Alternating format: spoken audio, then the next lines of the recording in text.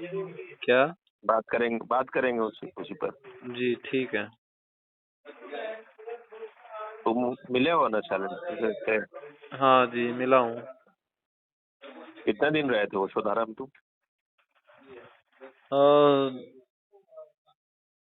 1.5-2 साल। कितने बार मिले उनसे? उनसे 2 या 3 बार। 2 या 3 बार। क्या इम्प्रेशन था? एक बार मतलब पर्सनली बात हुई थी उनसे, मेरे कुछ सवाल थे। अच्छा, अकेले में पूछे थे या सबके सामने? थे 1-2 लोग थे उस टाइम, मतलब सब अपने अपने उनसे बात करने के लिए गए थे। अच्छा अच्छा। तो मैंने लास्ट में ही पूछा था। तो तुम्हारा क्या इम्प्रेशन है उनका अभी? उस समय और अभी तो कुछ नहीं है। कुछ नहीं इन द सेंस कि एक शुरू में जो था, अभी तो मतलब किसी के बारे में बात करते हैं सोचते हैं तो ही इम्प्रेशन या जुड़ाव थोड़ा रहता है शायद। तो अभी तो कुछ भी नहीं है। उस समय ये था कि ओशो के भाई हैं तो मतलब कुछ तो बात होगी। फिर किसी ने अफवाह फैला दिया था कि बोलते थे लोग कि पिछले जन्म में वो आइंस्टाइन थे।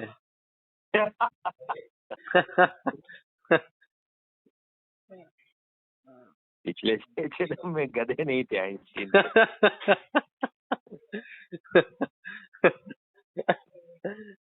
स्वामी जी वाली बात याद आ गई। आइंस्टीन का आईक्यू इतना कितने कैसे घट गया?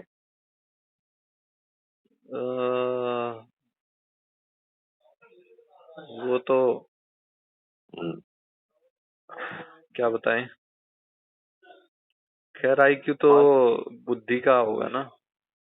हाँ। क्या मन और बुद्धि अलग हैं, तो हो सकता है बुद्धि कैरी हो सकता है। क्या मन कैरी हुआ होगा, बुद्धि नहीं।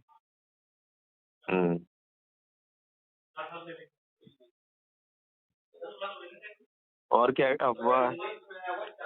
वो भी बोलते थे कि मतलब उन्होंने ही बोला है ये क्या? कि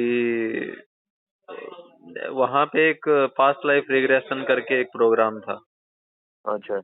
तो उसमें जब उन्होंने किया तो बोलते हैं कि वो सरप्राइज रह गए कि मैं आइंस्टाइन था करके। फिर सिद्धार्थ जी से उन्होंने बोला तो इसमें सरप्राइज की क्या बात है, आप थे। और सिद्धार्थ जी न्यूटन थे। सिद्धार्थ जी न्यूटन थे।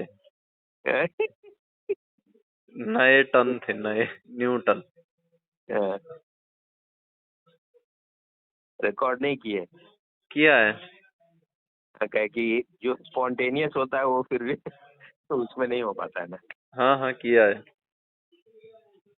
ये सब जितने भी नकली लोग हैं ना, हाँ हाँ सबका हंसी भी बहुत कुछ बताता है। एक तो वो जो है साला आचार परेशान, हाँ उसका हंसी है सियार वाला।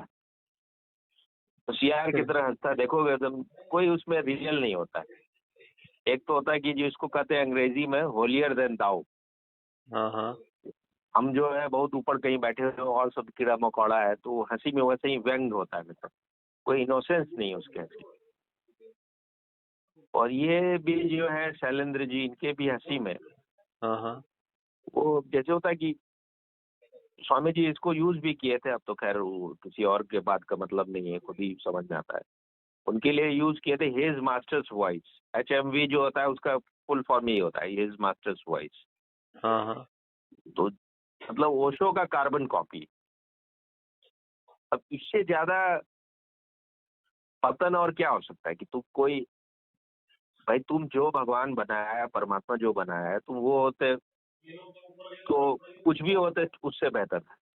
हम्म और इसको तुम अध्यात्म मान रहे हो।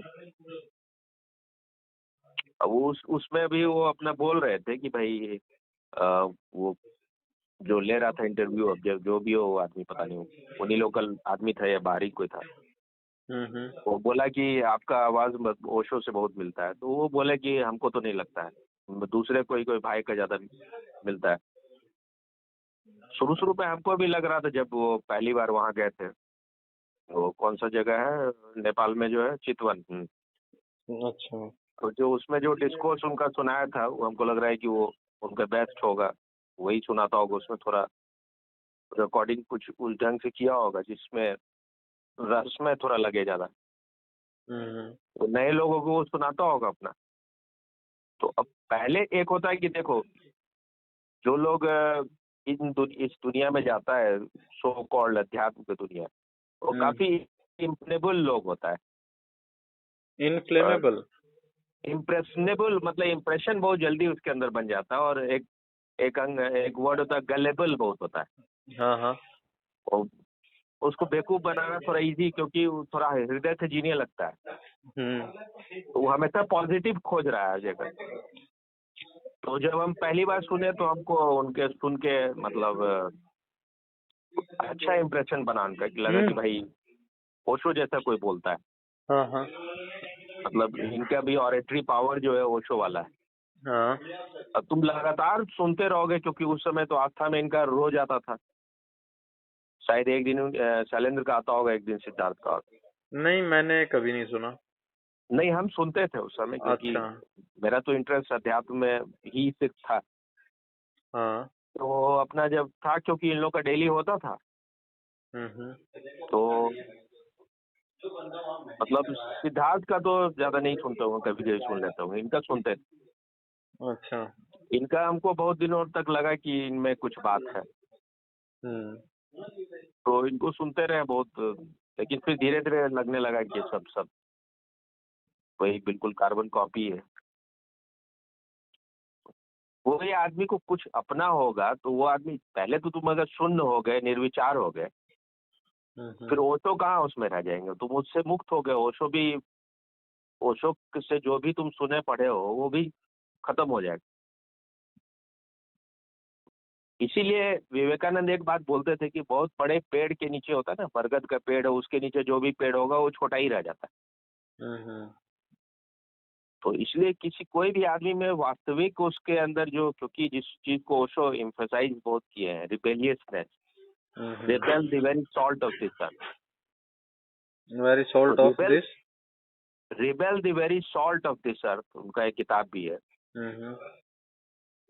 वही पृथ्वी का नमक है, विद्रोही चेतना जो है। अब विद्रोह से कुछ लोग, अब अगर सही में तुम अगर ध्यान नहीं कर रहे हो, तो अहंकार भी विद्रोही हो का के जैसा प्रतीत हो सकता है। तो कोई भी आदमी अगर जिसमें थोड़ा भी अपना गरिमा का बोध होगा, स्वाभिमान होगा, वो दूसरे जैसा क्यों बनना चाहेगा। और ओशो तो इस बात को बहुत क्लियर बोलते भाई कि मतलब कोई भी आदमी, कोई दो बुद्ध पुरुष एक जैसा हो ही नहीं सकता है। ये सबसे असंभव घटना है, क्योंकि तुम जब अपने स्वभाव में पहुंचोगे, तुम सिर्फ तुम जैसा हो सकते हो। परमात्मा रिपीट नहीं करता है। तो ये सब नकली लोग हैं, बिल्कुल अपना बहुरूपिया टाइप लोग है। कभी उसी में एक अपना बता रहे थे कि भाई ये इनका, तुम्हारा रिकॉर्डिंग ठीक होगा कि हम करें थोड़ा रिकॉर्डिंग? ठीक होगा, ऑडियो है ये तो। नहीं, क्वालिटी उसका आवाज ठीक रहता है, क्लीन रहता है। हाँ, पहले भी किया है। तो ठीक है। तो एक अपना वो स्टोरी बता रहे थे कि वो जब उनका कॉलेज में एडमिशन करवाना था, तो वो जब वहाँ गया एडमिशन लेने के लिए, तो वो बोले कि हम शुरू से ही दाढ़ी रखते थे। और तो वहाँ पर जो है, जो भी होगा प्रिंसिपल, या जो प्रिंसिपल ही होगा, तो वो बोला कि भाई ये तुम यहाँ क्यों आए? बोले एडमिशन लेने आए। बोले भाई तू ऐसा इस टाइप का ड्रेस और इस टाइप का दाढ़ी बढ़ा के क्यों है? तो ये अपना बोले कि भाई हम जो है ये तो मेरा अपना स्वतंत्रता है, हम इससे पढ़ाई का क्या लेना देना है। फिर जो है वो रिफ्यूज कर दिया एडमिशन लेने के लिए। तो दूसरे दिन इनके साथ और कुछ लोग थे, वो लोग अपना बोले प्रिंसिपल को कि भाई आप इनका एडमिशन लीजिए, ये कोई इनका नंबर तो बहुत अच्छा है, इनके कपड़ा क्या पहन रहे हैं नहीं पहन रहे हैं और दाढ़ी है, इससे आप इससे क्या लेना है। तो बाद में वो रेडी हो गया, बोला एडमिशन तो हम ले लेंगे लेकिन पास नहीं होने देंगे। तब ये अपना बोले कि भाई हमको यहाँ एडमिशन लेना ही नहीं, तुम जैसे मेडियोकर आदमी ऐसे यहाँ पर एडमिशन लेना नहीं। इनका कहीं एडमिशन हो गया कोई ऐसे जगह में जहाँ पर बिजली भी नहीं था, या पता नहीं, वो ठीक से याद नहीं। फिर या तो कहीं एडमिशन ले लिए होंगे और गांव में कहीं रह रहे थे अपने, वहाँ पर पढ़ने का लाइट भी नहीं था वहाँ पर, तो लालटेन की लाइट से पढ़ना पड़ता था, कीड़ा मकोड़ा बहुत आ जाता था। फिर ये पढ़ाई लिखाई अपना कम कर दी और सिर्फ तैरते रहते थे अपना, ऑलमोस्ट नहीं पढ़ रहे थे। एग्जाम आया, एग्जाम दिए तो इनको लगा फेल हो जाएंगे, और उसके बाद जो है ये इसीलिए रिजल्ट लेने भी नहीं जा रहे थे, इनको डर लगा तो फेल हो जाएंगे। जब रिजल्ट आया तो ये टॉपर थे, तो मतलब ये इन चीजों से लगता है कि कहानी जो आदमी गढ़ रहा है कि तुम कुछ पढ़े ही नहीं, मेडिकल का एग्जाम दिए और तुम टॉपर हो गए, क्या बकवास है सब। मतलब तुम किताब पढ़ ही नहीं रहे थे, एकदम कंटिन्यू खाली तैर रहे थे और रिजल्ट आया तो टॉपर हो गए। ये शैलेंद्र जी के बारे में था ये? हाँ शैलेंद्र जी, अब ओशो का कहानी सुने होंगे, ओशो अपना कहानी सुना रहे थे, वो टॉपर हुए थे अपना ग्रेजुएशन में, तो वो अपना इनको भी कहानी गढ़ना था, अपना कहानी गढ़ दी अपना। अब जैसे वो जो सागर यूनिवर्सिटी है, तो उसके बारे में ओशो बड़ा ही सुंदर एकदम मनोरम कहानी गढ़े, एकदम मतलब ऐसा वैसा इतना सुंदर ऐसा। अगर ग्लिम्पसेस ऑफ गोल्डन चाइल्डहुड पढ़े होगे? हाँ, नहीं तो पढ़ा है लेकिन वो नहीं पढ़ा है। पढ़ा है पर वो वाला नहीं पढ़ा है। हाँ, इतना सुंदर उसका वर्णन की हो,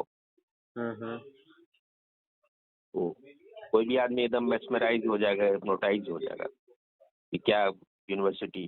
तो हमको मतलब क्या नाम था उनका, आनंद स्वभाव खुद बोले कि भाई हम जब वहाँ गए तो वो ऐसा तो कुछ भी नहीं था। तो ओशो से पूछे वो कि भाई वहाँ तो ऐसा कोई यूनिवर्सिटी है, मतलब अच्छा है नहीं जैसा आप उसका वर्णन किए। तो ओशो बोले कि वैसा ही होना चाहिए। देखो, एक तो था ओशो का क्षमता बहुत अद्भुत था, किसी भी इस तरह के अगर वो कहानी भी सुना रहे तो वो लोगों को उनके कहानी सुन के आदमी सुन रहा है वो ध्यान में चला जाए। अब इन लोग में वो बात नहीं। अब आप वो नकल कर रहे हैं, झूठ फूस का कहानी गढ़ रहे हैं, झूठ आप गढ़े जा रहे हैं, झूठ पर झूठ आप। और ऐसे लोग अपने को मान रहा है कि हम सत्य के खोजी हैं, कि बुद्ध पुरुष हैं। कुछ भी अगर तुमको झूठ ये करना है, वहाँ सारे लोग महामूढ़ टाइप हो रहा है, कुछ भी बोल रहा है उसको तुम ताली बजा रहे हो, एकदम खुश हो रहा है एकदम। तो ऐसे लोगों का धंधा ऐसे ही चलता है।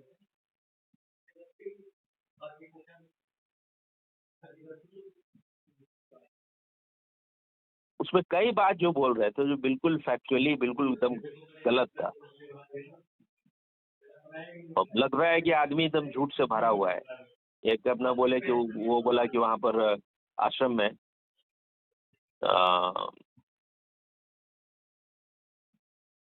सेक्स, मतलब लोग अपना खुले में सेक्स करता था। तो ये बोले हम तो कभी इस टाइप कुछ बोले, हमको तो कभी देखे नहीं हो, ऐसा कुछ नहीं होता था, ये सब कहानी किस्सा है। मतलब उस टाइप का प्रयोग होता था इस ग्रुप सब में, तो होता ही था वहां पर। और उसका जो है जर्मनी का कोई बहुत फेमस मैगजीन था, अभी नाम याद नहीं आ रहा, वो अपना वो उसमें ले लिया था पूरा, जाके अंदर में जो चल रहा था उसका वीडियो और फोटो सब ले लिया, और उस मैगजीन में पूरा निकल गया। शायद इन लोग चाह नहीं रहा होगा कि जैसा भी हो, चाह रहा था या नहीं चाह रहा था, तो उससे कंट्रोवर्सी तो काफी हुआ, लेकिन उससे पूरा प्रचार पूरा हो गया उस कि आश्रम में ये सब होता है। और जब शुरू शुरू में हम गए थे तो बुद्धा हॉल में मेल फीमेल जो है अपना एक सेक्सुअल पॉस्चर में ऐसे बैठा रहता था। वो बहुत सारे लोग ऐसे, कोई ये नहीं कि एक आध आदमी, वो तो होता ही था वहां पर। तो क्या इस बात को छुपाना क्या है भाई? आप तो ओशो के सन्यासी होने योग्य भी नहीं है कि झूठ झूठ आप उस पर पर्दा डाल रहे हैं। स्वामी जी तो यही बोलते थे, ओशो तो बोलते थे अपने सन्यासियों को कि रोड पर सेक्स करो, क्योंकि जो दमन जो इतना है, सेक्स को लोग इतना ऐसा चीज बना दिया है कि छुप के करना है कहीं एकदम रात के अंधेरे में सबसे ये करके। सेक्स इतना नॉर्मल हो जाना चाहिए कि इसका कोई किसी भी तरह का इसमें कुछ लगे ही नहीं। और तोड़ना है कोई चीज तो थोड़ा विद्रोही टाइप करना पड़ेगा ना शुरू में। फिर उसके शराब का बात हुआ अपना, तो उसमें बोलने लगे कि भाई आश्रम में, वो बोला कि आश्रम में शराब लोग पीते थे। बोले कि अमेरिका में होता था, अमेरिका में वहाँ पर बियर उसको अलाउ किए थे क्योंकि वहाँ ठंडा बहुत ज़्यादा था। तो कुछ लोगों को वो बियर पीने के बाद वो मतलब वो काम करने में हेल्प मिलता था, ऊर्जा, आदमी ऊर्जा फील करता था। लेकिन और विस्की और कुछ दूसरा चीज अलाउड नहीं था, सिर्फ बियर अलाउड। हम तो खुद तो पूना में इतने सालों तक जाते रहे हैं।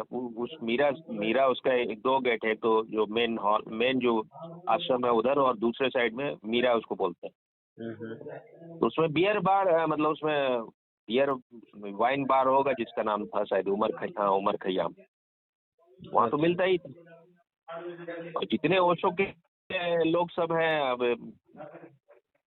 दो चार बार जो है हमको मौका मिला वो जाने का, जैसे कि ओशो के छोटे भाई थे अमित जी, तो उन लोग तो खुद ही शराब अपना बनाता है, अपना अंगूर को सड़ा के। हम खुद जाके देखे कि ये सब चीज को छुपाने का क्या मकसद है। फिर अंडा के बारे में भी वही बोले कि ओशो, वो तो जैसे हम हमारे प्रश्न में भी बोले थे जिस हम कि अंडा जो है ओशो अलाउड कर दिए क्योंकि वहाँ बहुत ठंडा था, तो वो भी नॉन फर्टिलाइज एग होता था। तो ओशो तो उसका तर्क कुछ और ही देते हैं। और जब हम बोले भी कि ओशो तो बोलते हैं कि भाई कोई भी वेजिटेरियन को आज तक इंडिया में भी नोबेल प्राइज नहीं मिला, जिनको भी मिला है नोबेल प्राइज सब नॉन वेजिटेरियन थे। तो ये अपने साइंटिस्ट लोग को बोले कि क्यों वेजिटेरियन को नोबेल प्राइज क्यों नहीं मिलता है। उन लोग पता चला कि कोई उसमें विटामिन होता है जो इंटेलिजेंस के ग्रोथ के लिए जरूरी है। वो कोई भी वेजिटेरियन फूड में नहीं होता, लेकिन अंडा में होता है। तो जब हम ये बात बोले तो तुरंत बोले कि प्रेम विश्वास, यहाँ हम लोग नोबेल प्राइज लेने के लिए नहीं बैठे हो। नोबेल प्राइज के लिए तो हम भी नहीं बोल रहे हैं कि यहाँ पर कोई आदमी नोबेल प्राइज, लेकिन ओशो तो ये चाहते थे कि मेरे सन्यासियों में बुद्धि हो, प्रखर बुद्धि हो, उसका बात कर रहे थे। नोबेल प्राइज मिले, नोबेल प्राइज का चाहत हो या नहीं हो, नोबेल प्राइज सन्यासी उनके 50 हो तो उनको बहुत ही अच्छा लगता। एक दो बार बोले भी हैं कि मेरे कुछ सन्यासी नोबेल प्राइज विनर है, इसलिए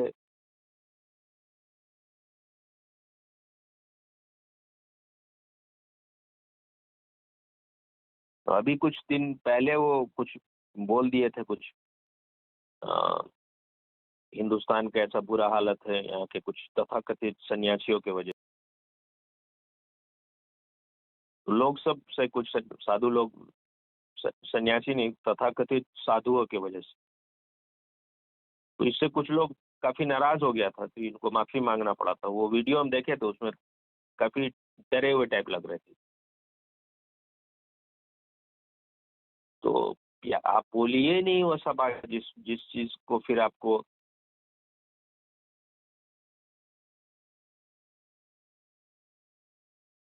आप जब अगर उस टाइप के सिचुएशन आप नहीं चाहते हैं अपने जीवन में, तो क्यों बोलना है उस टाइप का बात?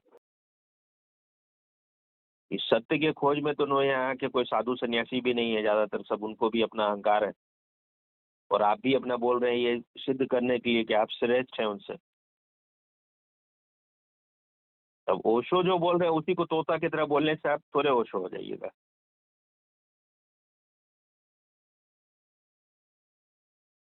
फिर अमेरिका के बारे में बोल रहे थे कि हाँ अमेरिका में लोग वहाँ जो आश्रम में जो लेक साइड और जो वहाँ बनाया हुआ था उसमें वहाँ पर लोग अपना ऑलमोस्ट नेकेड पड़े रहते थे, क्योंकि वेस्टर्न कल्चर है, वहाँ पर सेक्स का दमन नहीं है।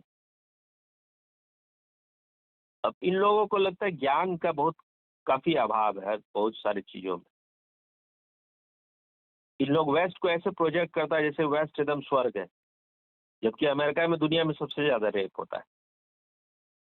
आज से मतलब 30 साल पहले जो है उसका रिपोर्ट था, वो उसके हिसाब से हर 4 सेकंड या कुछ ऐसे था जिसमें अमेरिका में एक रेप होता है।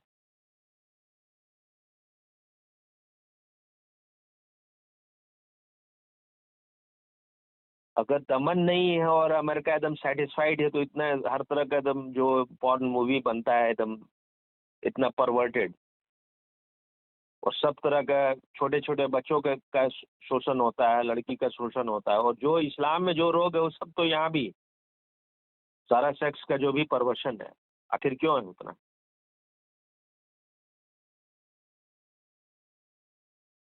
इन लोग के भीतर भी एक बहुत बड़ा हीनता का ग्रंथि कि भाई उन लोग श्रेष्ठ है, हम लोग जो है ये स्वामी जी जिसको बोलते थे कि भाई उन लोग के अंदर प्रवृत्ति है गुलाम बनाने को, और हिंदुस्तानियों में प्रवृत्ति है गुलाम होने का, तो इन लोग भी उससे मुक्त नहीं हो पाए।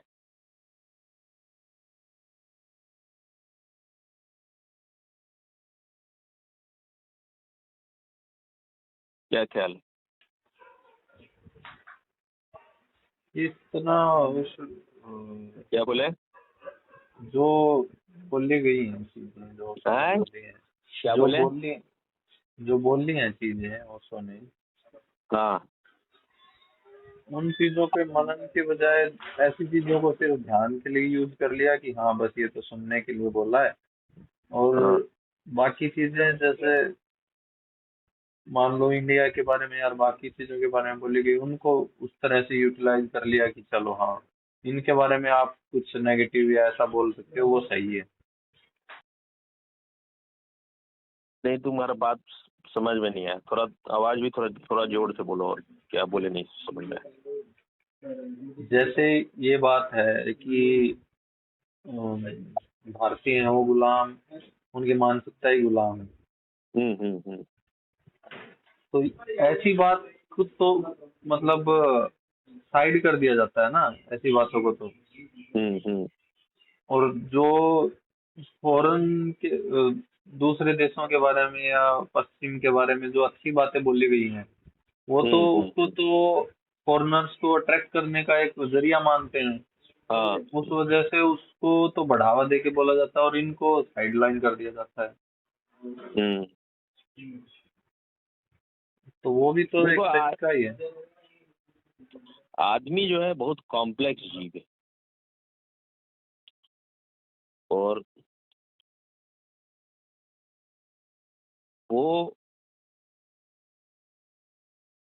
जैसे कि वो रजनीश भी एक बार अपने लेक्चर में बोल रहा था कि ओशो बहुत गरीब परिवार से थे, मतलब बहुत गरीब तो इतने भी नहीं थे, लेकिन गरीब परिवार से थे, इसलिए उनके अंदर धन का आकर्षण था। इसमें कुछ सच्चाई हो सकता है, और ये हो सकता है कि ओशो में ये चाहत हो कि भाई मेरे पास एकदम हो, तब रॉयल किंग के साथ जैसा उनको लग रहा होगा भाई, वो जो कृष्ण बुद्ध महावीर ये सब जो है पूरे वही राजसी परिवार में थे, तो जब हो तब उसके बाद सब हो जाए, उसके बाद जो है छोड़ने का कुछ मजा कुछ और है, छोड़ने या छूट जाने जो भी को। तो एक तो इन लोगों में अब इन लोग में तो और भी ज्यादा होगा भाई, वेस्टर्न लोग आता है तो पूरा आश्रम में पैसा पूरा देता है, और उन लोग इनोसेंट होता है, उसका इन चीजों का उनको कोई ज्ञान नहीं। हिंदुस्तानी तो पहले ही से करप्टेड है, उसको सबको सब तो यहाँ ब्रह्मज्ञानी होता है, जिसको ओशो बोलते भी थे। यहाँ तो पानवाला से लेके प्रेसिडेंट तक सब ब्रह्मज्ञानी ही होता है। तो ज्यादातर इतना इनोसेंस होता नहीं है। वेस्टर्न लोग जो आश्रम में आता है ज्यादातर, जो खास करके ओशो के समय आता था, तो वो तो खोजी टाइप ज्यादातर होता था थोड़ा। और उनका थोड़ा, क्योंकि क्रिश्चियनिटी के खिलाफ उनका विद्रोह पूरा हुआ, इसलिए जो है सबसे ज्यादा दुनिया में काम का दमन करने वाला धर्म क्रिश्चियनिटी, तो इसलिए यंग लोग वहाँ रिबेल किया। तो इसलिए जिप्सी लाइफ और हिप्पी वाला लाइफ जो है अपना, मेक लव डोंट मेक वार इस टाइप का अपना जो है अपना सेक्स सेक्स का वहाँ भी हिप्पी लोग में काफी था। कोई मतलब समाज का जो भी नियम उसको तोड़ने वाला उन लोग था। तो ओशो का जो भी बात उनको जम गया, ओशो भी थोड़ा ओशो भी तो बहुत इंटेलिजेंट थे भाई, आ, और फ्राइड वगैरह को जानने की वजह से जो है उनको ये बात समझ में आ रहा था कि काम का दमन अगर होगा तो आदमी वहीं पर अटका रह जाता है। और वेस्टर्न लोग अभी इन चीजों के लिए रेडी है, और उन लोग अनुभव को जोड़ देता है, मतलब ज्यादातर लोग अनुभव जो है अपना अनुभव होना चाहिए, इसीलिए वो अनुभव के प्यास में ही उन लोग इतना ड्रग वगैरह लेने लगा कि भाई अनुभव, ध्यान का पता नहीं था तो उस तरह से उसमें अनुभव हो रहा था उनका। तो ठीक है, ओशो के पास तो देने के लिए बहुत था, लेकिन इन लोग जो है, इन लोग तो बस एक बना बना बाजार था, उसमें महंत की तरह इन लोग बैठ गए अपना, इनको भी चाहिए सारा। वेस्टर्न लोग आए, फिर वो जो वैराग जी बोल रहे थे, जैसे इनके बारे में बोले, हमको खुद बोले थे कि भाई इनका जो है शैलेंद्र जी जो है वो डॉक्टर थे, तो अपना ये इसलिए छोड़ दिए थे जॉब क्योंकि उनसे साइन वगैरह भी नहीं होता कि हाथ में प्रॉब्लम हो गया था। और हमको पता नहीं कि डॉक्टर भी किस क्वालिटी के थे, एमडी थे भी कि एमबीबीएस थे, क्या थे पता नहीं, जो भी होंगे। तो कोई कभी उनके इतने लेक्चर में कोई मेडिकल साइंस को कोई ऐसा कुछ बड़ा डीपली समझाते तो कभी देखे नहीं कोई भी चीज़ पर। तो क्या नॉलेज था वो तो पता नहीं इनका। लेकिन वो ऐसा बात बोल रहे थे वैराग जी कि इनका ओशो के प्रति जो है अच्छा ख्याल नहीं था। उनको लग रहा था वो भी दुनिया वैराग्य कौन? वैराग्य अमृत? नहीं नहीं, आनंद वैराग जो बिहार के थे। अच्छा अच्छा। तो ओशो धारा पर कुछ बात हो रहा होगा तो इनके बारे में बात हुआ।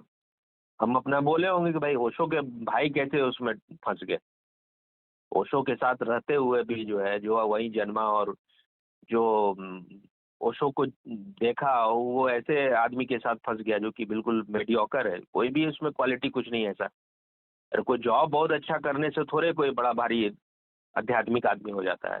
जो ओशो के साथ जीने का मौका मिला तो इस मतलब इसीलिए बोल रहे हैं ना कि भाई आप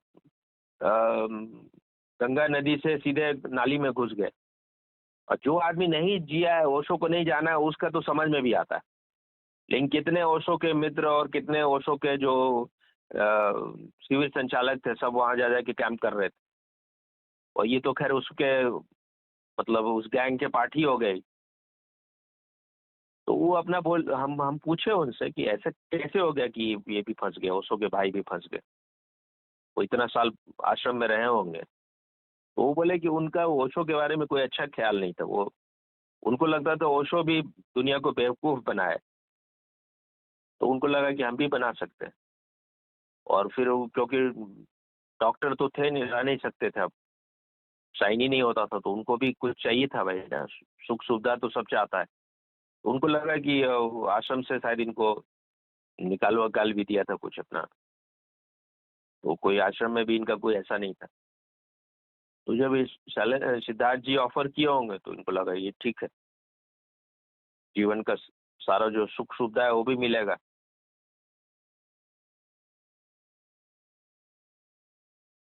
और हम जितना अनुभव कर रहे हैं, हम देख रहे हैं कि यहाँ पर अगर तुम सत्य को अगर तुम सीधे देते हो तो कोई लेने के लिए यहाँ लेने वाले लोग नहीं। सबको, क्योंकि सबके भीतर वही लोभ है ना, जिसको स्वामी जी बोलते हैं जन्म जन्म का भूखा प्यासा। उसको जब तक उसके लोभ को नहीं ये किया जाए तो वो आदमी फिर अट्रैक्टेड नहीं होगा। मछली को फंसाने के लिए कांटा में आटा लगाना तो ठीक है, लेकिन सिर्फ आटा ही रह जाए और वो फंस जाए मछली, मछली तो फंस गया लेकिन फिर उसका कोई कल्याण ही नहीं हो पाया अंत में। बस तुम्हारा एक चेला हो गया, एक कार्बन कॉपी, कार्बन शोरबा का शोरबा का शोरबा हो गए तुम, क्या फायदा फिर।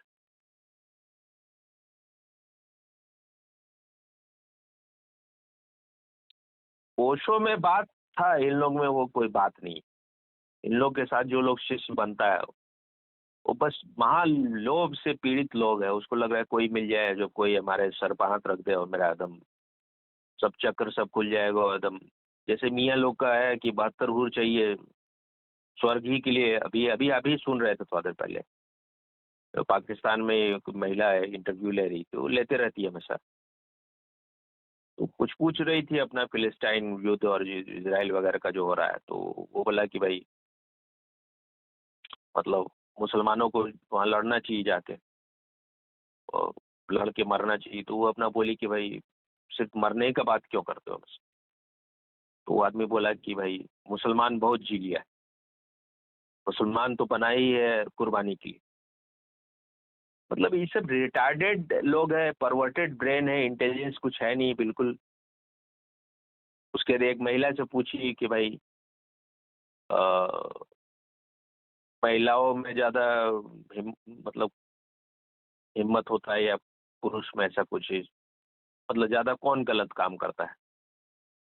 तो वो महिला बोली कि मतलब गलत के लिए पूछ रही थी वो। तो वो महिला बोली कि महिलाओं में ज्यादा जज्बा होता है। वो बोली नहीं, अब गुनाह कौन ज्यादा करता है, बोली महिलाओं में ज्यादा जज्बा होता है। तो अपना एक सेट पैटर्न है, उसी पर अपना कुछ भी बोले जा रहे हैं। प्रश्न क्या पूछ रहा है वो भी नहीं सुन रहे हैं, जज्बा ज्यादा होता है। वो बोल रही गुनाह कौन ज्यादा करता है, पुरुष या महिला। ऐसे ही ज्यादातर जो धार्मिक लोग हैं उसका बस पहले एक तरह से कंडीशन थे, अब दूसरे तरह से कंडीशन हो गए। पहले एक तरह से प्रोग्राम थे, अब दूसरे तरह से प्रोग्राम हो गए। मुक्त होने के बजाय और ज्यादा ही बंध गए। अब मुसलमान लोगों का तो पूरा सारा मैनुअल होता है ना भाई, कैसे हगना है, कैसे मुतना है, कैसे सब कुछ करना है, कैसे ठोकना है, कैसे हर चीज में उसका बनाया हुआ पहले से। तो कोई भी आदमी जिसको जरा भी बुद्धि विवेक होगा, जरा भी जिसके अंदर स्वाभिमान होगा, भाई हमको कैसे क्या करना है वो कोई और बता के जाएगा। तो गुलामों का जिंदगी हो गया बिल्कुल।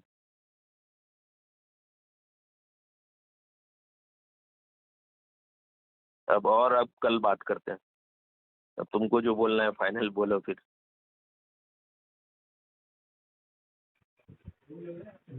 कुछ नहीं बोलना, कल ही बोलते हैं। हाँ, कल ही बोलते हैं। एक आध लाइन, दो चार लाइन बोल दो, गुरु वचन।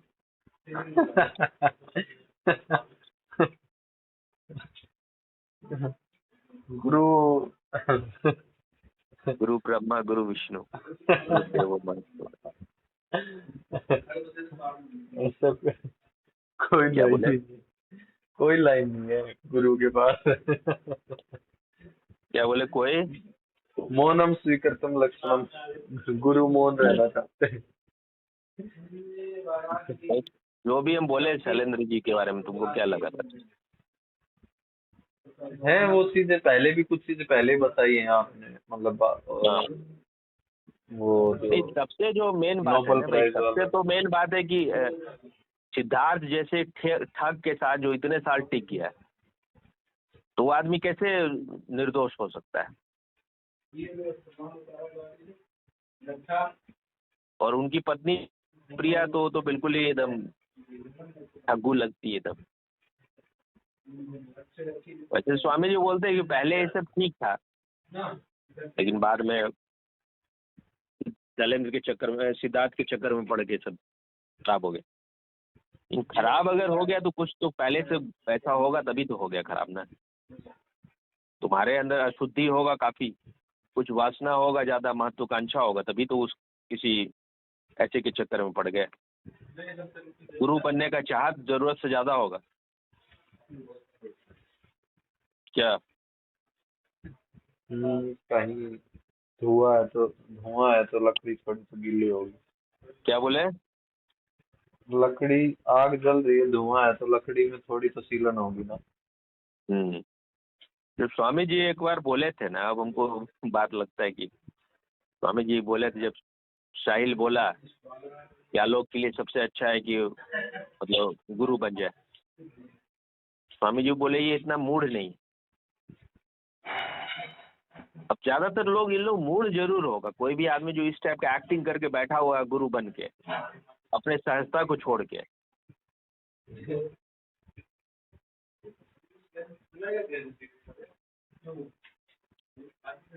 अंदर से तो कचोटता ही रहता होगा, भाई हम क्या कर रहे हैं, एक्टिंग खाली कर रहे हैं, कुछ भी इसमें रियल नहीं है।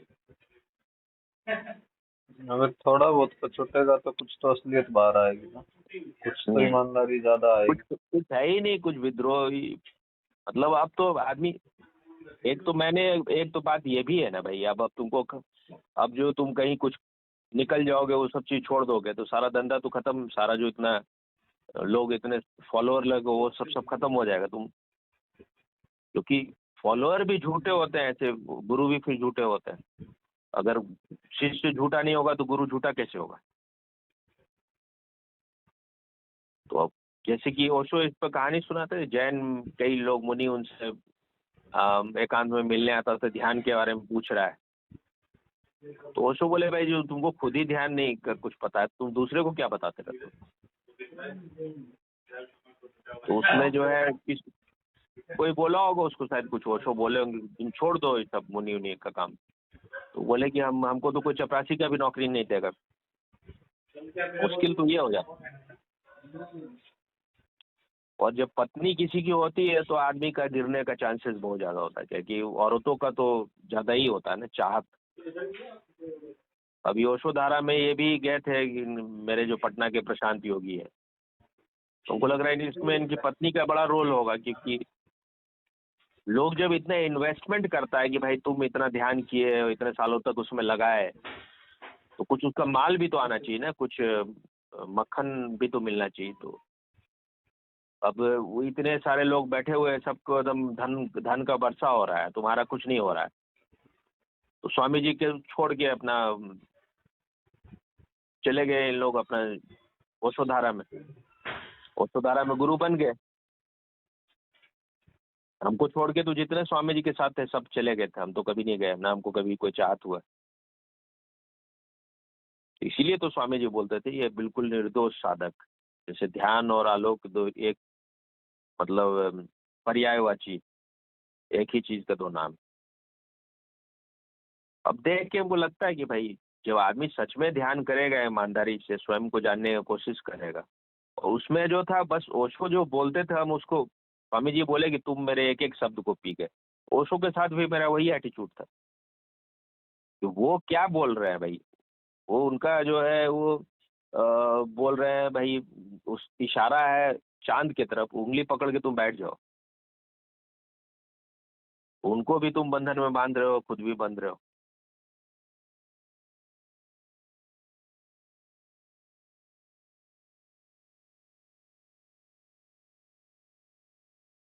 कोई ओशो का भाई है तो कोई भतीजा है, कोई मित्र है, तो जब तुम इन चीजों से मान लेते हो कि ये सब चीज किसी तरह का हेल्पफुल होगा तुम्हारे साधना में, मतलब तुम्हारे यात्रा में, तुम यही सब बेड़ी हो सकता है। तुमको लगा भाई हम तो ओशो के साथ रहे ही हैं, क्या हमको क्या जरूरत है साधना कुछ करने का।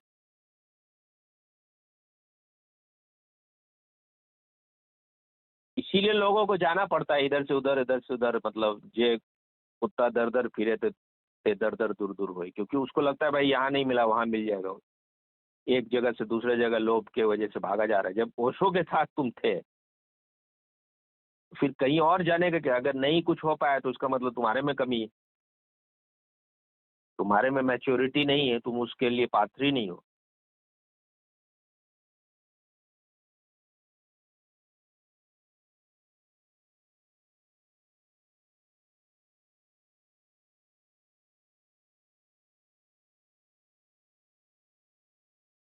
अब बोलिए श्रीमान भूपेंद्र जी, क्या ख्याल है? हाँ? कुछ दिनों से मैं एक चीज महसूस कर रहा था। क्या? पता नहीं ये कितना सही है कितना गलत या जो भी है कि क्या क्या? मैं ऋषिकेश गया था।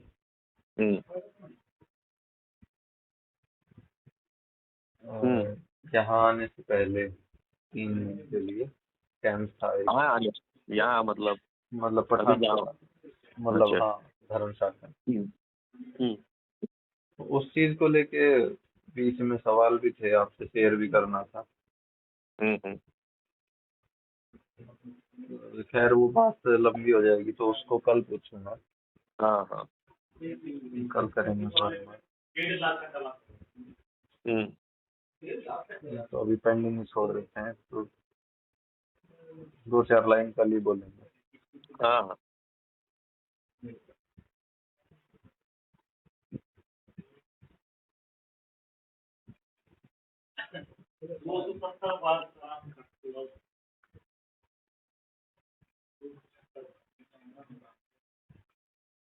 क्या हुआ? बोल रहे 2-4 लाइन मैं बोल कह देते रहा हूँ कल ही बोलेंगे, बोल रहा हूँ। तो कल ही बोलोगे? जी अच्छा, रिकॉर्डिंग ठीक हुआ होगा? जी। लाहन से नेपाल में गए नहीं ना हो तुम? नहीं नेपाल नहीं गया हूँ, जगह के बारे में पहले शायद आपसे ही सुना था। हाँ, तो वहाँ पर एक सन्यासी है, वो बैराग जी का, वो दोनों शायद समधी होंगे दोनों एक दूसरे के, तो बेटा बेटी का एक दूसरे के यहाँ शादी हुआ है, तो शाहिल नाम है उनका। तो उससे मेरा मतलब पहले ही बार से थोड़ा अच्छा ही दोस्ती हो गया। तो मेरे साथ तो गोपाल भारती गए थे, तो वो अपना गए तो वहाँ पर उन लोग अपना अरुण जी भी बनाए होंगे ओशो का समाधि, और वो भी बनाए हुए अपना, मतलब राख वहाँ से लेके आया था पुणे से। अच्छा। तो वो भी चुरा के लाना पड़ा था, क्योंकि आश्रम तो भी इन लोगों ने कुछ देने के लिए रेडी नहीं होगा। तो बना हुआ था, तो यात्रा से वो पूरा आदमी थक थुक के आता है, तो हमको लगा कि अच्छा लगा, तो हम बैठ गए अपने ध्यान में, अपना आधा एक घंटा अपने बैठे होंगे वहाँ पर। जब तो लगता है जब बैठने से पहले देखे होंगे कि भाई ये जो है अपने वहाँ पर एक कोई नेपाली सिक्का रख, वहाँ पर कोई चढ़ाया हो, लोग नेपाली सब थोड़ा भावुक होता है, तो अपना चढ़ाए हुए था कोई सिक्का ऊपर, तो वो अपने पॉकेट में रखिए।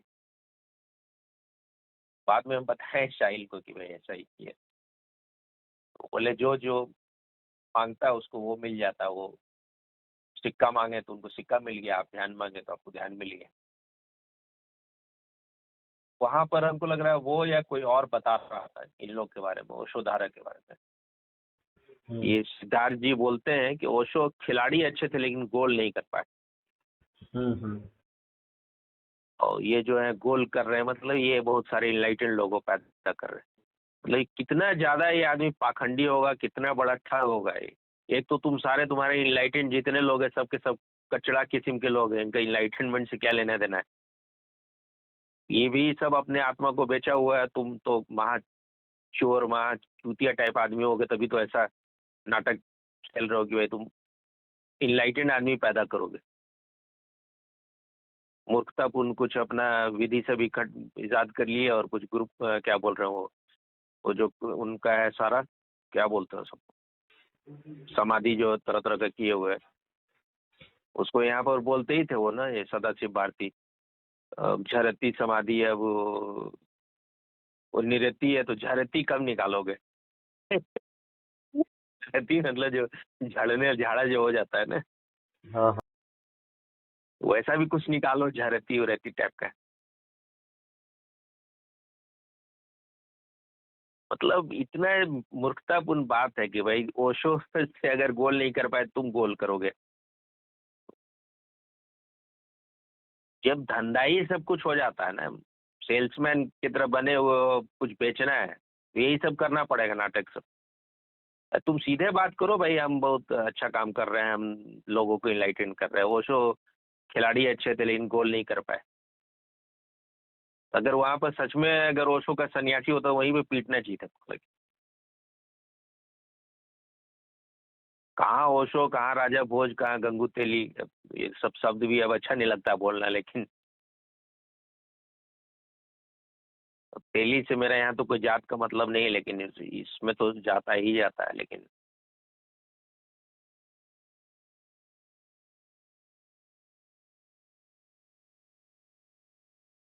इनका क्या अचेतन में छिपा हुआ है, तो इन्हीं बातों से क्लियर हो जाता नहीं क्या ओशो के लिए इनके अंदर सम्मान है, जिसके नाम पर सारा धंधा चला रहे हो। ओशो का नाम हटा लो तो कोई पूछने वाला नहीं होगा। अब एक बार धंधा बैठ जाता है, खड़ा हो गया, तब तो थोड़ा बहुत चल भी सकता है। और जब दूसरे लोग भी वहां पर वैसे ही है, कहते ना भाई, लोभी के गांव में जो ठग जो है कभी भूखा नहीं मरता है।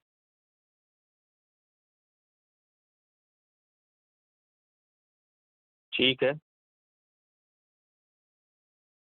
जी।